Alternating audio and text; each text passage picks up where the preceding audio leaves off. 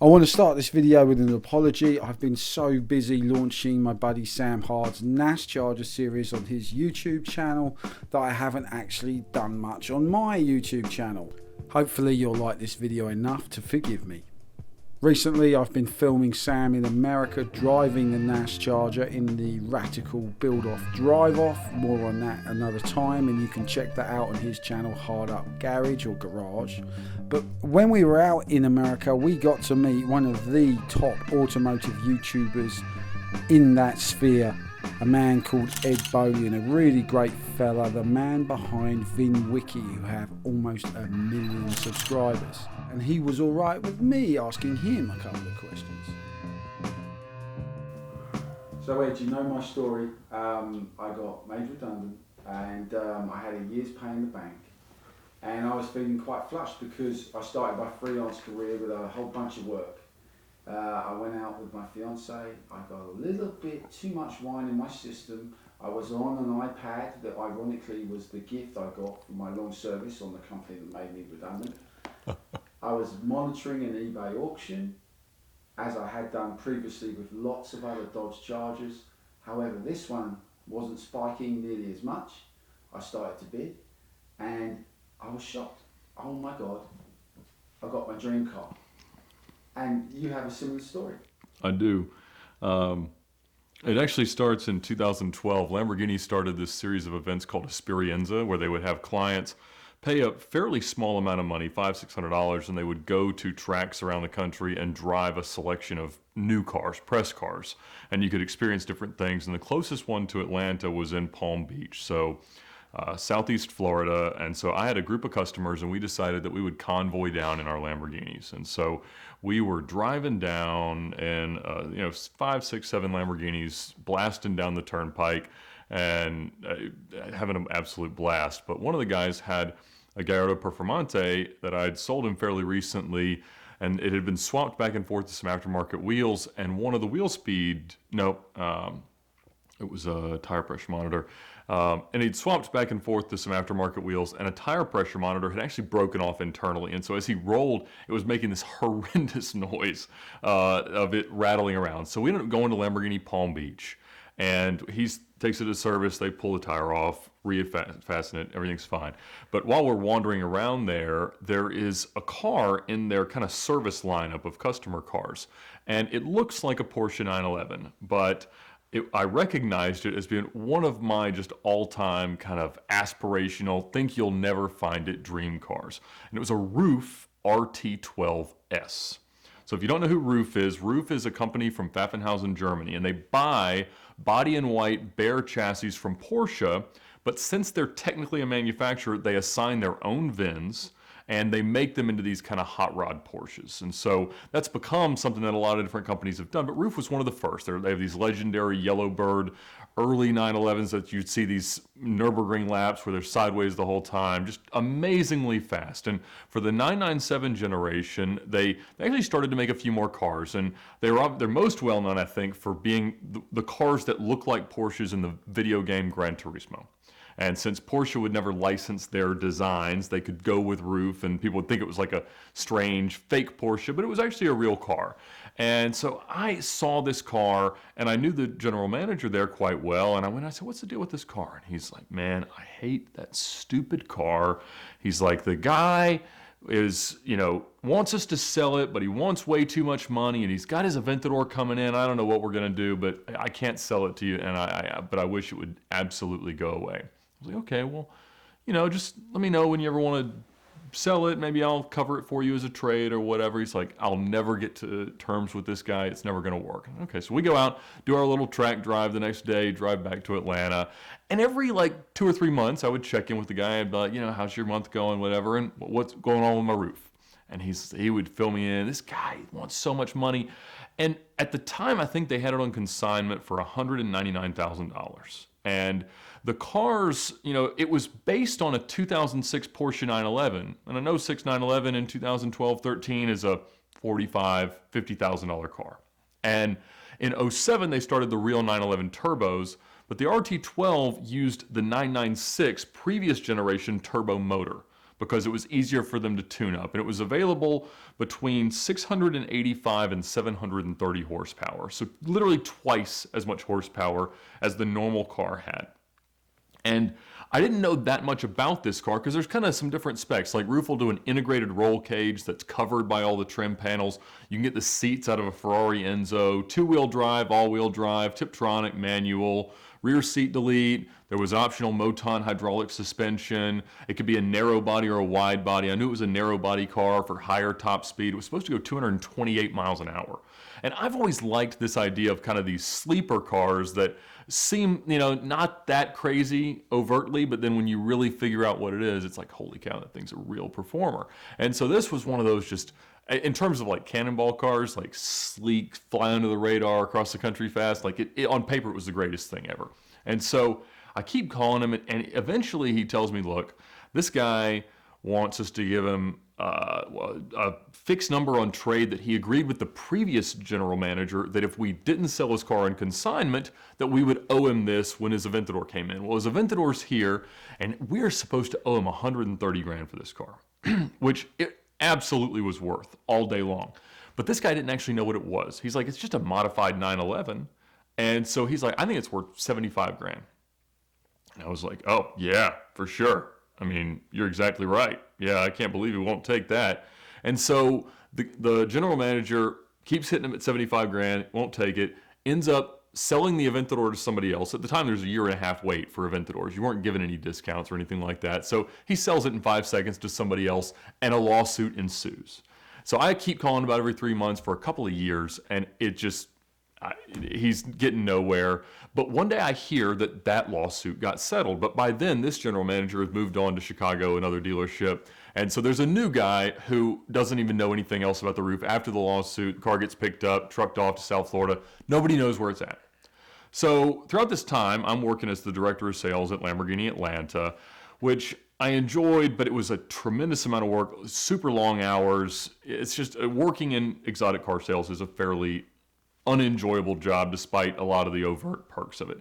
And so around the end of 2015, I just had enough of it. And so November of 2015, I just quit. It wasn't over any particular issue. It was just everything added up. I walked into my boss's office one day. I said, I think it's time to call it. And I don't think he was terribly surprised.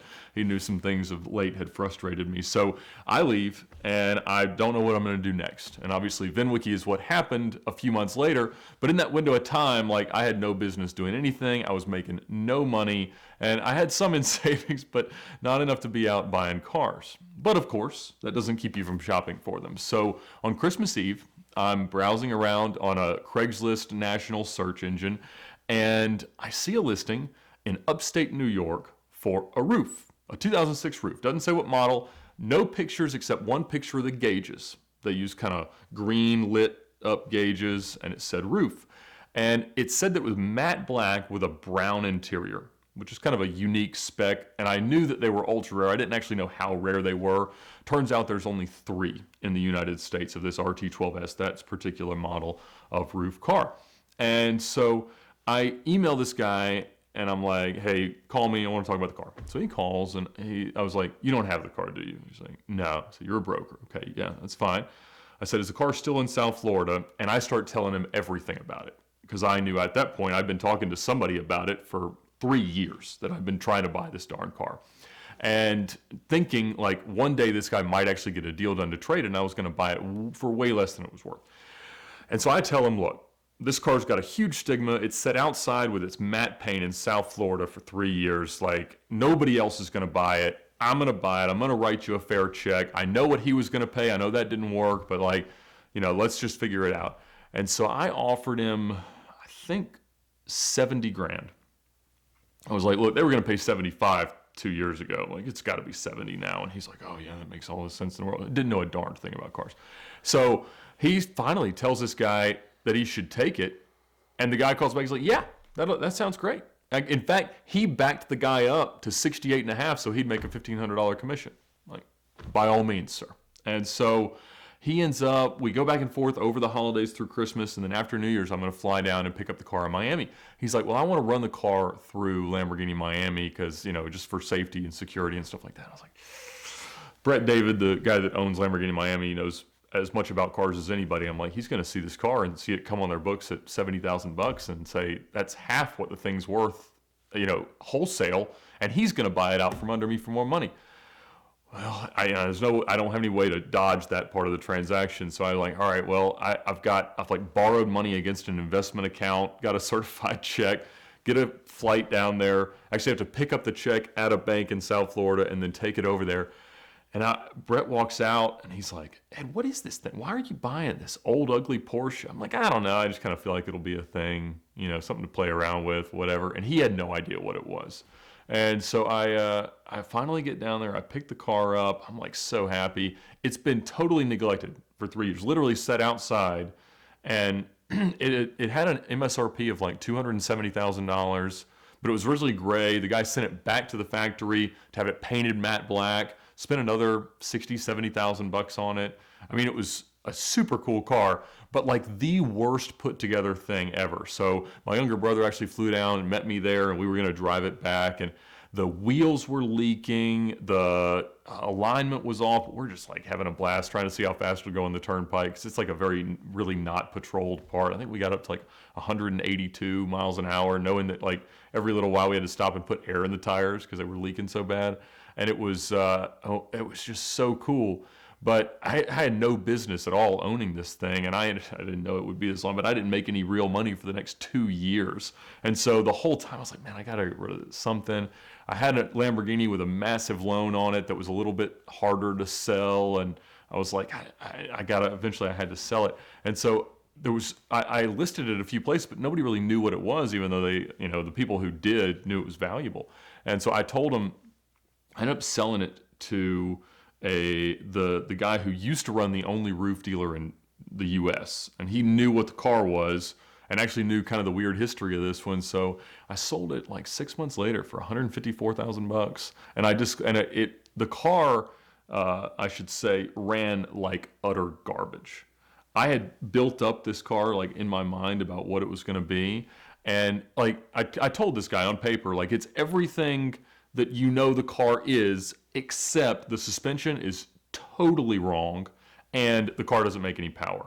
And because when we drive it and go fast, it was fine turning, but it had this super tight rear diff, and it would just spontaneously jump lanes going straight. You'd be 130 miles an hour, and it wouldn't spin, but it would freak you the heck out. And the guys that I had look at it, they're like, we're going to have to totally reassemble and rebuild this whole thing. And I'm like, I'm not paying these guys to reassemble a Moton suspension that was modified by RUF and put in a Porsche, then set. I was like, I'm just going to believe it's not right. Don't push the car too hard. And it was supposed to make 730 horsepower. And if it made 550, it'd be, it was not nearly as fast as it was supposed to be. And it had the seats from the Ferrari Enzo, but they were so upright that my knees were against the steering wheel, so I couldn't really even steer. So it was a terrible car to drive. I actually ended up buying some standard 911 seats to put back into it, but it had this weird cocoa brown interior, which made no sense with the matte black exterior, and it would never run right. And in Georgia, we have to have an OBD emissions test just to check engine light. If it has a check engine light, it fails. If it doesn't, whatever. But it also has to read that all the sensors are in place. And so I took it, and it failed immediately because none of the sensors were reporting. I was like, well, darn it. And there's no technical support whatsoever for the cars because there's no U.S. presence anymore because they went out of business. And so I have to get in touch with the factory, and they're like confused as to why I even care about this. And they dodge a few questions. I end up finding the old technician that worked at the store, and he's like, well, are they using the right OBD port? I said, well, it's illegal to have more than one, and they're using one. So I need you to speak more about that. He said, no, there's another one. So one that they're using runs the body. The motor is run on the one that would, if it was a right-hand drive car, it would be on that side, the OBD port. He said, that's the one they have to test with. And you had to take off several panels on a left-hand drive car to get to this. So I take it in, we test with that, and it fails only partially. So it is reporting, but it's missing all the proper emissions equipment for the secondary evaporative system. And the cats, it had some fake hollow cats on it. So it looked like it did, but I guess there was not a sensor. So they made me send the ECUs to Germany, who they then sent them to Bosch right in the middle of everything Dieselgate. And they sent it back and they said, you will have no more issues. And I took it in, they plugged it right up, passed with flying colors. So it passed emissions, but ran like garbage. So I sold it to these guys, 154 grand, so just double my money. And they then spent, I think, $50,000 or $60,000 sorting it out. And they sold it, but then the guy wanted to sell it again, and they had it back on consignment. And I had told a story on VINWIKI that the most profitable car I ever sold was the worst car I ever owned, and because it never lived up to the hype. And they found that unhelpful to try to sell this obviously one-of-one car. So they asked me to take it down. So I took it down while they sold it and then put it back up. But it's one of those stories I enjoy. But like my follow-up, you had your dream car and it actually gave you a new life. And that's how I feel about my Dodge Charger. I shouldn't have bought it. I was wildly optimistic about the project I was buying. But even though I have had some sleepless nights worrying about it, I believe it'll all come good in the end. And I wonder if you felt the same. How do you feel about this particular car in your story? Because without that, it kind of led to VINWIKI being what it is today. Yeah, because essentially what I was able to do with the car, I had some fun, made some good stories, and it allowed me to let VINWIKI continue to exist without making money for a longer period of time. And so that did allow me to kind of let it become what it's been. And without that car, I certainly couldn't have. It also let me keep the Lamborghini, which I now know that I like a whole lot more. So sometimes you do away with these, the cars you think are going to check all the boxes, and they just don't.